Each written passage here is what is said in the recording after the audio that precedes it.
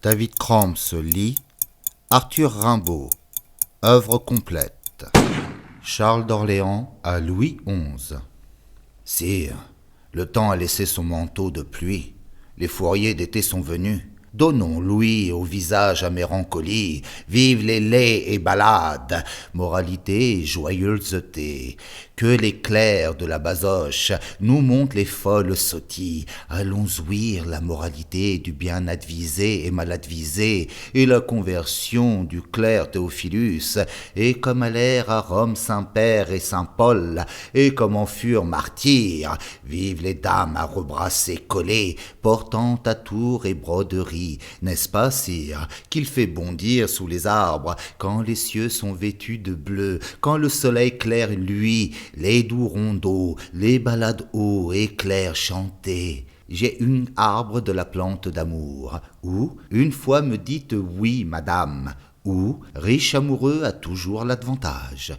Mais me voilà bien esbaudi, sire, et vous allez l'être comme moi, maître François Villon, le bon folastre, le gentil raillard, qui rima tout cela, engrillonné, nourri d'une miche et d'eau, pleure et se lamente maintenant au fond du Châtelet. Pendu serait, lui a-t-on dit devant notaire, et le pauvre Follet, tout transi, a fait son épitaphe pour lui et ses compagnons, et les gracieux galants, dont vous aimez tant les rimes, s'attendent de danser à Montfaucon, plus becquetés d'oiseaux que des à coudre, dans la bruine et le soleil.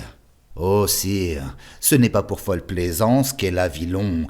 Pauvres housseurs ont assez de peine, clergeons attendant leur nomination de l'université, musards, montreurs de singes, joueurs de rebec qui payent leur escaut en chansons, chevaucheurs d'escurie, sires de 2 écus, reîtres cachant leur nez en peau d'étain mieux qu'en casque de guerre, tous ces pauvres enfants secs et noirs comme escouvillons, qui ne voient de pain qu'aux fenêtres, que l'hiver en mitoufles d'onglets, ont choisi maître François pour mère nourricière. Oh, nécessité fait Jean méprendre et fin saillir le loup du bois. Peut-être l'escolier, un jour de famine, a-t-il pris des tripes au baquet des bouchers pour les fricasser à l'abreuvoir Popin ou à la taverne du Pestel. Peut-être a-t-il pipé une 12aine de pains au boulanger ou changé à la pomme du pain un broc d'eau claire pour un broc de vin de baigneux. Peut-être, un soir de grande gale au plat des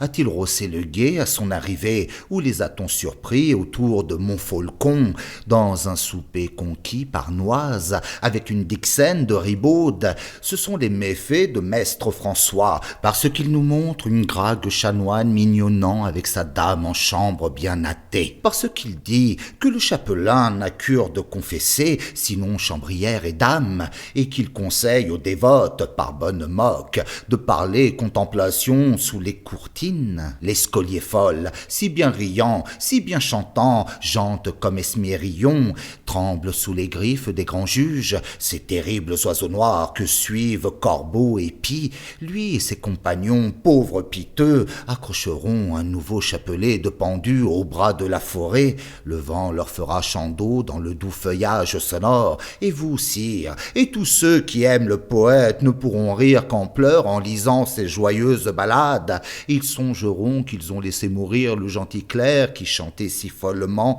et ne pourront chasser Mélancolie. Piper, larron, maître François est pourtant le meilleur fils du monde. Il rit des grasses soupes jacobines, mais il honore ce qu'a honoré l'Église de Dieu et Madame la Vierge et la très sainte Trinité. Il honore la cour de Parlement, mère des bons et sœur des Benoîtes anges, aux médisants du royaume de France. Il veut presque autant de mal qu'au tavernier qui brouille le vin. Edéa, il sait bien qu'il a trop galé au temps de sa jeunesse folle. L'hiver, les soirs de famine, auprès de la fontaine Maubuée, ou dans quelques piscines ruinées, assis à cropeton devant petit feu de chenevotte qui flambe par instant pour rougir sa face maigre, il songe qu'il aurait maison et couche molle s'il eût étudié. Souvent, noir et flou comme chevaucheur d'escovettes, il regarde dans les logis par des mortaises. Oh, ces morceaux savoureux et friands, ces tartes, ces flancs, ces grasses gelines dorées.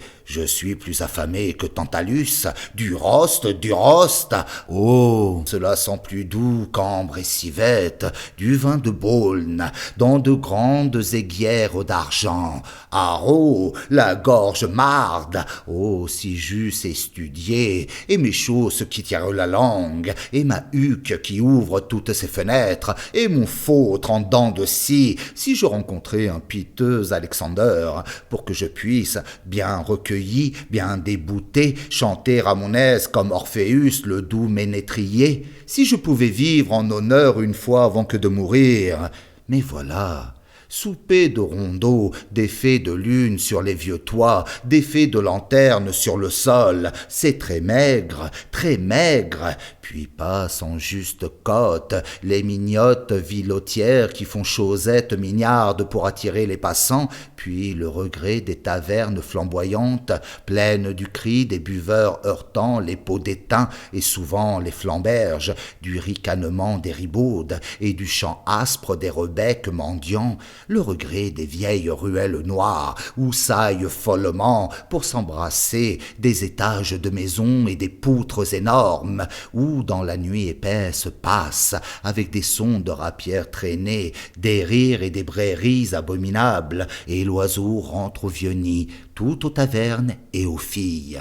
Ô sire, ne pouvoir mettre plus maille au vent par ce temps de joie, la corde est bien triste en mai, quand tout chante, quand tout rit, quand le soleil rayonne sur les murs les plus lépreux, pendus seront pour une franche repeux, Villon est aux mains de la cour de parlement. Le corbel n'écoutera pas le petit oiseau. Sire, ce serait vraiment méfait de pendre ces gentils clercs. Ces poètes-là, voyez-vous, ne sont pas d'ici-bas. Laissez-les vivre leur vie étrange, laissez-les avoir froid et faim, laissez-les courir, aimer et chanter. Ils sont aussi riches que Jacques Cœur, tous ces folles enfants, car ils ont des rimes plein l'âme, des rimes qui rient et qui pleurent, qui nous font rire ou pleurer. Laissez-les vivre. Dieu bénit tous les miséricordes, et le monde bénit les poètes.